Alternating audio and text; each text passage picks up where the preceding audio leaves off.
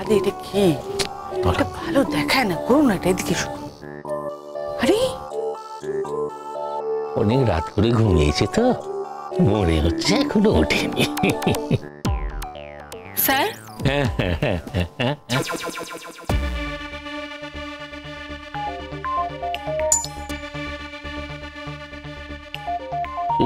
সে কি উঠে গেছো?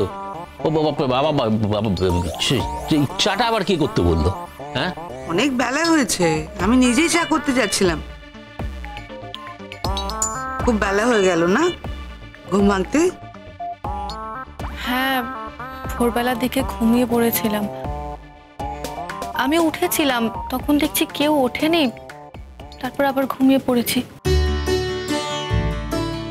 তাই তো কাল তো শুতে অনেক রাত হয়ে গেছিল, তাই না? না না, আমি তাড়াতাড়ি শুয়ে পড়েছিলাম। সে কি কথা, তাড়াতাড়ি শুয়ে পড়েছিল? সূর্য তো ক্লান্ত ছিল, শুয়ে পড়তেই পারে, ঘুমিয়ে পড়তে পারে, তোমার তাতে কি? না আমার তাতে কি হবে, আশ্চর্য কথা। আরে ওরই তো দেরি হয়ে যাবে তো। হ্যাঁ, কিসে দেরি হয়ে যাবে? আরে বাড়ি যাবে তো, ও তো জোর করে ধরে নিয়ে আসা হয়েছে এক রাত্রির জন্য। ওকে যেতে হবে না? দিদি ব্রেকফাস্টটা করে দাও।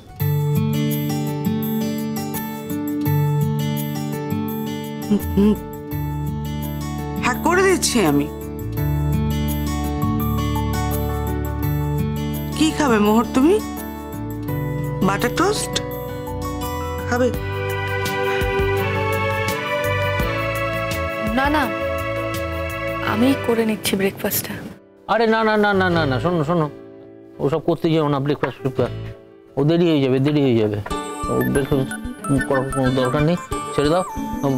এমনি তো তোমার দিদি কালকে অনেকবার ফোন করেছে, তোমাকে ফোনে না পেয়ে আমায় ফোন করেছিল। তো আমি তখন বললাম যে ওর ফোনটা হয়তো চার্জ আউট হয়ে গেছে, তাই জন্য ফোন ধরতে পারছে না। চিন্তা করো না, ও এখানেই আছে, আমাদের কাছেই আছে। আমি কাল সকালবেলাই ওকে পাঠিয়ে দেবো এখান থেকে। হ্যাঁ, তো তাই জন্য আর দেরি করা চলবে না, বুঝলে? কেন আমাদের বাড়িতে এসেছে তো, সেটা জানে না ও দিদি? জানে না? তাহলে ওয়েট করে থাকার কি আছে? কেন না কেন ওর দিদির বাড়িতে গিয়ে থেকেছে তাই? ওর বোন তুমি থেকেছো তাই জন্য না? আচ্ছা তোমরা বলো তো, ওর কি ওই বাড়িতে গিয়ে থাকার কথা? কথা তো অনেক কিছুই নয়, কিন্তু এটা তৈরি হয়ে গেছে আর কি। ও দিদির বাড়ি যাবে, কাল ফিরবে কি ফিরবে না তার কোনো ঠিক নেই। এরকমটা তো চলতে পারে না। প্রত্যেকটা বাড়ির একটা ডেকোরাম আছে, একটা সিস্টেম আছে। আর আমি যতদূর জানি তিতির খুব ডিসিপ্লিন একটা মেয়ে। ও তো আমার ছাত্রী, জানি। আমি কি ইনডিসিপ্লিন নাকি? তুমি গায়ে মাখলে কেন? তুমি তো আসতেই চাইছিলে না, আহা জোর করে নিয়ে এলাম। আসতে না চাইলে কি আমাকে জোর করে আনতে পারতেন ম্যাম? আপনারা তো সবাই জানেন যে আমার ইচ্ছের বাইরে আমাকে কিছু করানো যায় না। তার জন্য আমরা তো খুবই গ্রেটফুল তোমার কাছে, যে তুমি দয়া করে একটা রাত্রি আমাদের কাছে থেকে গেলে। মাঝে মাঝে চলে এসো না, রাতে না হয় না থাকলে, আর দেখা করার জন্য চলে এসো। দেখো আমরা বুড়ো বুড়ি এখানে পড়ে থাকি, আর তাছাড়া তোমার ম্যামকে দেখার দায়িত্ব তো একটা, মিনিমাম দায়িত্ব তো একটা তোমার আছে নাকি বলো? নিশ্চয়ই আছে না মহুর? হ্যাঁ, সে তো বটেই স্যার, সে তো বটেই। তুমি আবার দাঁড়িয়ে আছো কোনো? যাও না, খাবারটা রেডি করো না, যাও নিয়ে এসো, যাও তাড়াতাড়ি যাও। শঙ্খ, তুমি কি মোহরকে ছাড়তে যাবে না আমি যাবো? না না, আমার পক্ষে পৌঁছে দেওয়া সম্ভব নয়। তাহলে কি আমি চলে যাব? তুমি বলতে পারছো না যে তুমি থাকবে? তোমার সাথে কথা হয়ে গেছে না? বলো। তুমি তো বললে যে আমাকে পৌঁছে দিতে তুমি পারবে না, তার মানে আমি যদি চলেও যাই তাতে তোমার কোনো আপত্তি নেই, তাই তো? হ্যাঁ, সঙ্গ তোমার অসুবিধা হচ্ছে তো, তুমি দিয়ে আসতে পারছো না তো, ঠিক আছে আমি যাচ্ছি, আমি গিয়ে দিয়ে আসছি। আর তিতিরের বাড়িতে বসে একটু চাও খাওয়া হয়ে যাবে আমার।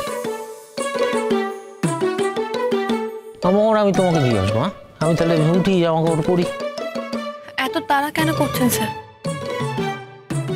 মানে আমি একটু বেশি সময় থাকলে আপনাদের কি অসুবিধা, মানে আপনাদের কি খুব অসুবিধা হবে?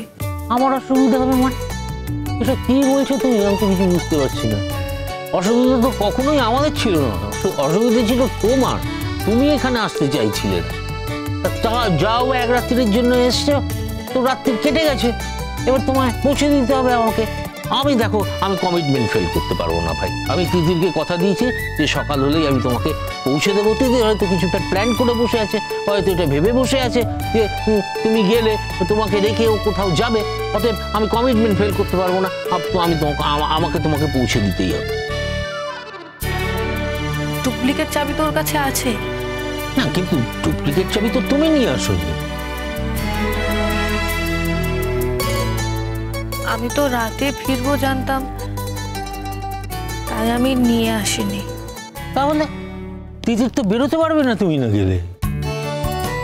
বেরোতে না পারলে বেরোবে না, আর যদি বেরোতে পারে তাহলে বেরিয়ে যাবে। এটা নিয়ে এত কথা বলার কি আছে আমি তো বুঝতে পারছি না। এটা কেন তুমি বুঝতে পারছো না শঙ্খ? আমি তো বুঝতে পারছি না। ও এক রাত্রির জন্য এখানে এসেছিল, রাত্রি কেটে গেছে, এবার ওকে চলে যেতেই হবে। মোহর বলছি কি, বসে এগুলো একটু খেয়ে নাও তো, চট করে খেয়ে নাও। তুমি তো কিছু নিয়ে আসোনি, এ বাড়িতে কিছু ছিল কি তোমার নিয়ে যাওয়ার আছে? না, সেগুলো তো আপনার ছেলে পাঠিয়ে দিয়েছিল। ও শঙ্খ, তুমি সব পাঠিয়ে দিয়েছিলে? হ্যাঁ, পাঠিয়ে দিয়েছিলাম তা বটে, কিন্তু নিয়ে আসতে কতক্ষণ লাগে বলো? নিয়ে আসতে মানে? না না, কাপড় জামা নিয়ে এসে আমি তোমাদের কোনো কথা বুঝতে পারছি না। ও তো থাকছে না রে বাবা এখানে, তাহলে কাপড় জামা নিয়ে এসে কি হবে? ও তো দিদির কাছে পৌঁছে দিতে হবে। না মানে ও বলছিল যে ও এখন কয়েকটা দিন থাকতে চায়, সেই জন্যে। তুমি এরকম কথা বলেছো?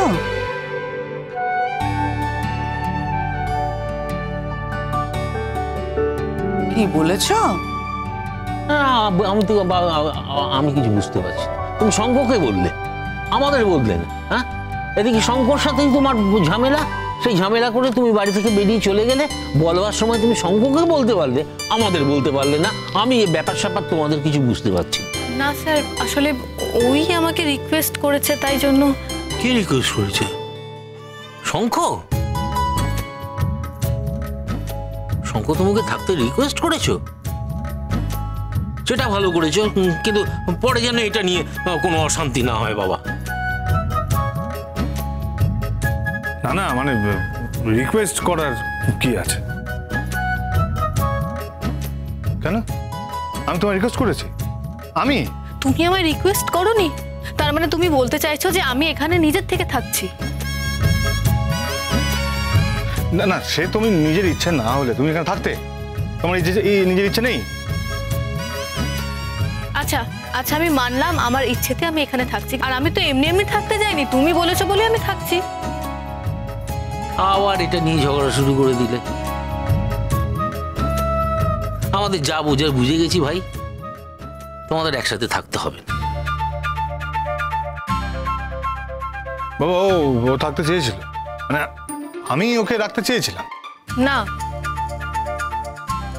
তুমি রাখতে চেয়েছো, তাই জন্য আমি থাকতে চেয়েছি। এই আওয়াটি গোফাট শুরু হয়ে গেছে।